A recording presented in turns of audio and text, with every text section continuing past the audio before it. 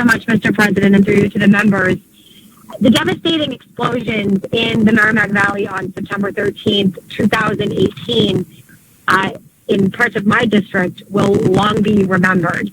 With negligible assistance from Columbia Gas, residents turned to social media for help and called daily for relief from my office. Not only was restoration of service slow, but communication to those affected was erratic, with conflicting information about which streets would be repaired and when. People stayed home from work while waiting on the phone and in person for assistance, often being passed from one adjuster to another. They waited weeks for reimbursement, which often did not cover all of their costs.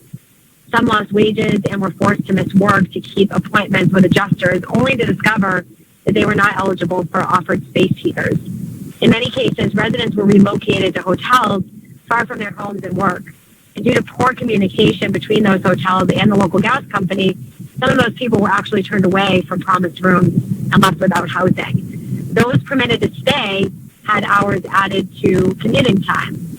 In a deeply disheartening twist, our most vulnerable population, seniors and the developmentally disabled, who should have received priority care and the utmost attention, were forced to rely on local elected officials to assist them as their calls to local gas companies went nowhere. People felt small and powerless against a big gas company that minimized their very real struggles. More than 3 years since the Columbia Gas disaster, there remains much work to be done in addressing our gas safety and infrastructure. That's why I filed Amendment 99, which increases the reporting requirements of gas companies when they learn of gas leaks to local fire and law enforcement agencies, and to make information about gas leaks public, both on the gas companies and on the Department of Public Utilities website. Specifically, this amendment mandates that all three entities, the gas company, local law enforcement, and the local fire department, record the location of the leak and any mitigation done to resolve the issue.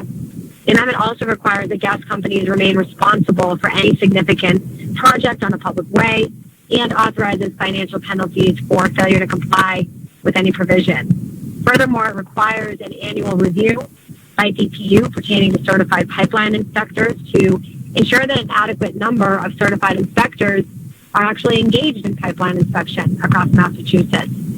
And those affected, continue to rebuild their lives nearly 4 years since the Columbia Gas disaster.